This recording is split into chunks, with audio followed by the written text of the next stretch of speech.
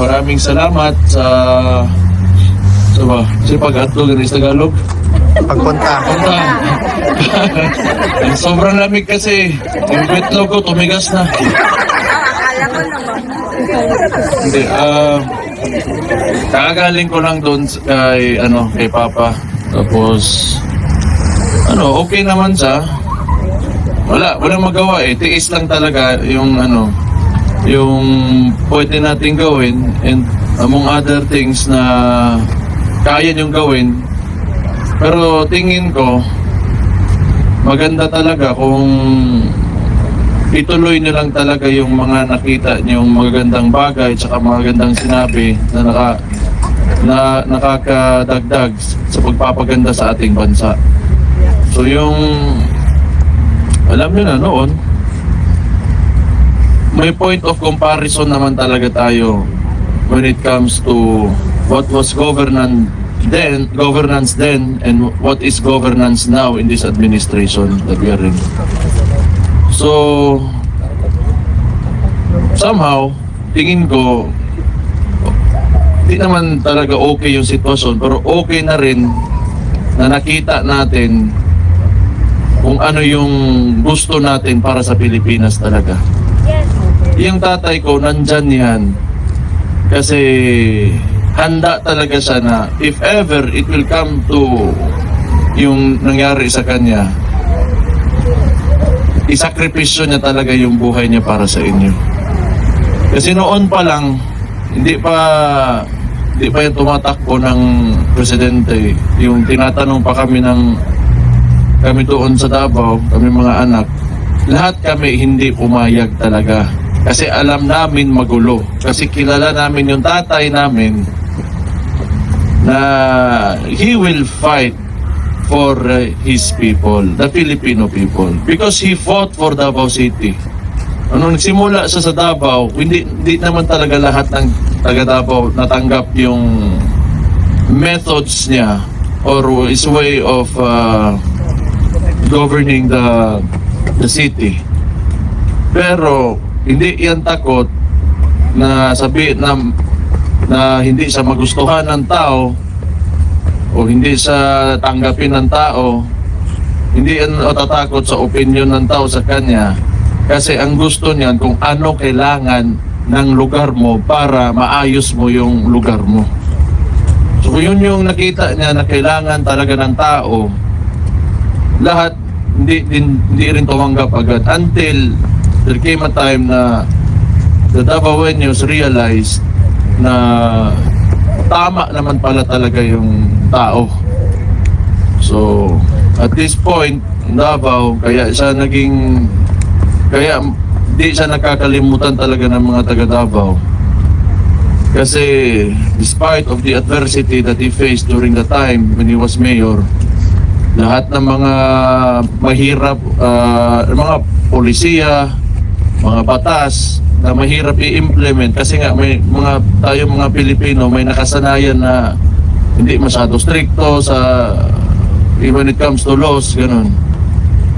Yun talagang inano niya na whether saan siya ilagay ng mga tao, ayaw ng tao sa kanya o gusto ng tao sa kanya, basta ito yung kailangan nating gawin para umangat yung mga buhay ng tao. Hindi lang yung the chosen few who are privileged enough na nandyan ka sa taas, lahat ng Davaoenyo nung panahon na yun. So alam namin na pagdating niya sa national level, maraming makakalaban talaga yung tao, yung tatay ko.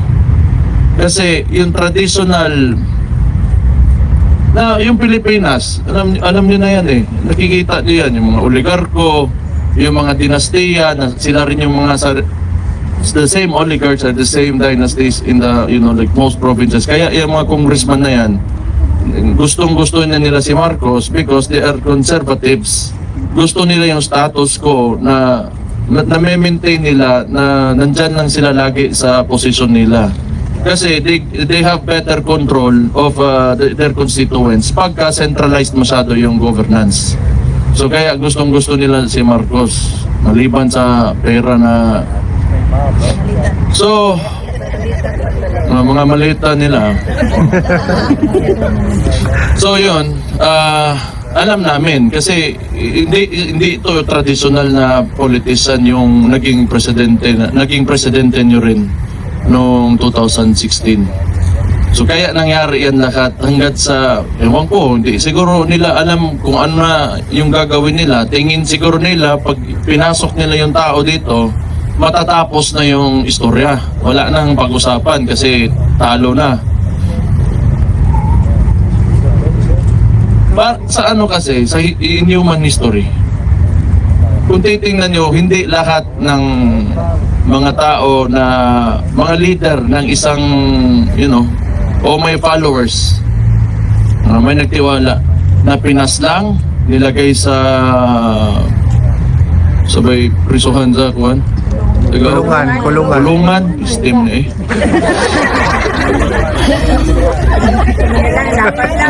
Hindi lahat ng yung pinapasok sa kulungan, nawawala lang.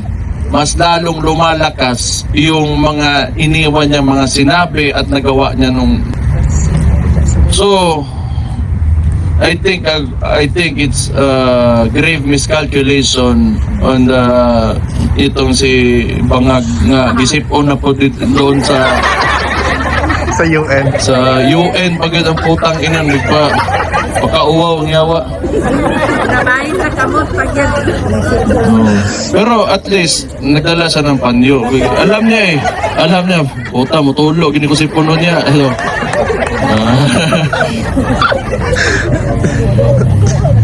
Kasi ako ang sunod ni guys, ang tugnawa, awesome.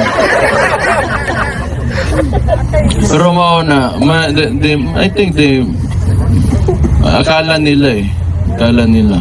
Tingnan niyo yung Iran ngayon, pinatay nila yung Ayatollah Khamenei. O lalong nag-unify yung mga Iranians against foreign invasion and foreign intervention. So I think it could be the same, similar. Kaya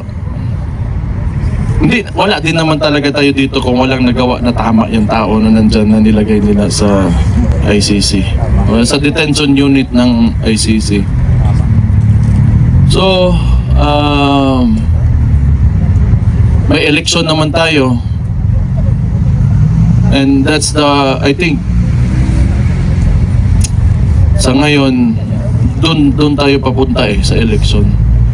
So, gamitin nyo lang talaga yung your power to vote. That's yun yung gamitin nyo, kailangan nyo na gamitin para pumili, tapos yung direction talaga ng bansa natin nasa mga kamay nyo yan. Yung mga sino ba ang gusto nyong presidente? Dati nga. Sara. Ako? Tapos mag-vice ka president. Hindi ko kapoy. Kapoy kayo. Ang posisyon, alam nyo man to yung iba dito na the more you go up, the more problems that you will have. So, ako, baka ma-demote ako into vice mayor pagka sunod election. Pero gamitin nyo yung your right to vote you have the power to change or to, kung anong direction yung gusto nyo para sa bansa natin. Pero alam nyo, nandito ako pumunta kasi alam ko nandito kayo. Gusto ko lang talaga magpasalamat kasi alam ko nagtiwala kayo sa tao, yung tatay ko. And he went into office, he ran for the presidency wholeheartedly at with the goal to serve the Filipino people. And yung binigyan yung tiwala, hanggang ngayon nandyan pa rin yung tiwala nyo sa kanya, yung suporta, nandito kayo, kung saan-saan kayo sa buong mundo galing. Salamat sa inyo. Thank you for trusting the person and supporting him. So, kailangan namin sa ngayon, hindi rin naman kami mga iyakin na tao, pero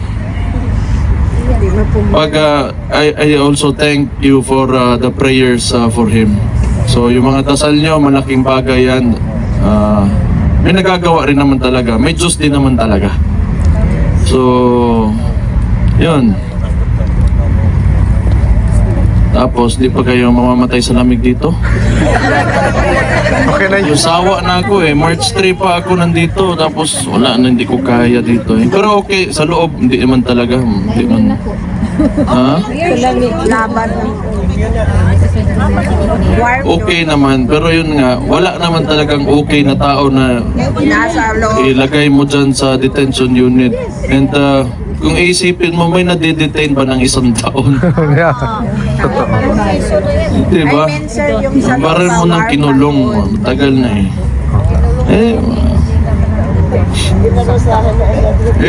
Confusing nga talaga tong sitwasyon niya. Pero ano yan, politika talaga yan. As I said earlier, dahil nga yan sa transition na kailangan sa yung nag-introduce ng transition para sa Pilipinas kung saan tayo papunta. Ay ngayon, nakita nyo na, and I think, naintindihan nyo din naman talaga kung ano yung gusto niyang gawin para sa bansa. Problema lang, you only get 6 years sa isang termino ng tao na maging presidente sa buong Pilipinas. So, ano. Pero, tingin ko naman, may hustisya rin naman talaga sa dulo. May Diyos. Kung ano man yung ano niya, kapalaran niya, sinasabi niya naman lagi sa akin, kung ano yung kapalaran niya, he will not say sorry. Kung ano man yung pinagsasabi against him, he will not say sorry. Kasi yung ginawa niya para sa bayan niya. Yan ang lagi na, inuulit niya. Ako po, pag-sorry na lang para makagawas ka, gana ba, no? Ay.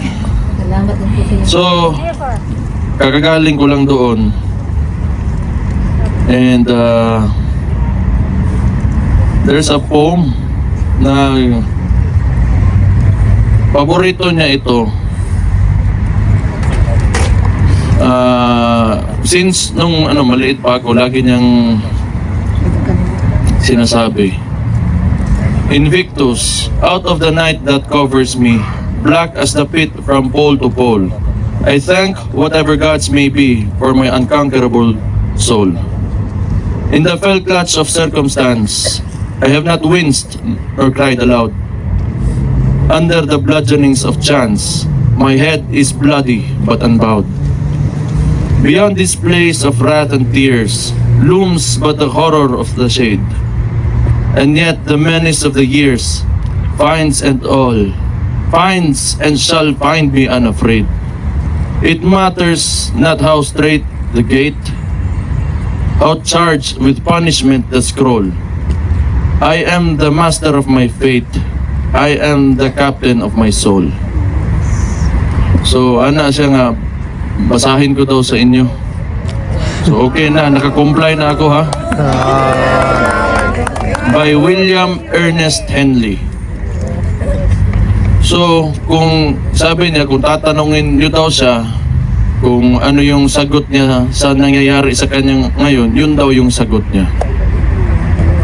So, kung ano man yan dyan, yun yung sagot niya. So, tulad na sinabi ko, lahat yan, alam niya. He was not taken by surprise. Wala, alam niya kasi alam niya talaga yung binangga niya dyan sa bansa natin. So, tingnan natin saan pupunta itong sitwasyon natin. At least may gana yung nasa likod ko.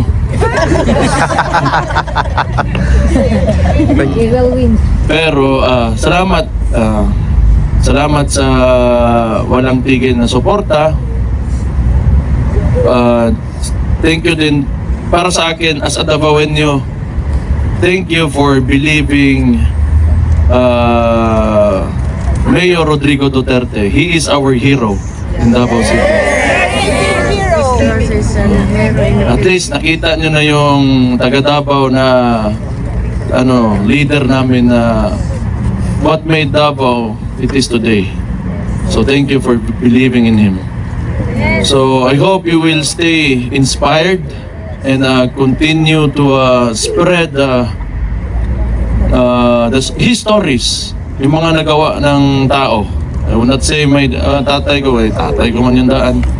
Pero yeah, yung tao na nandyan ngayon na nilagay dyan sa ICC. So, thank you. Good afternoon sa inyong lahat. And God bless you all. Maraming Thank you, salamat. Mayor.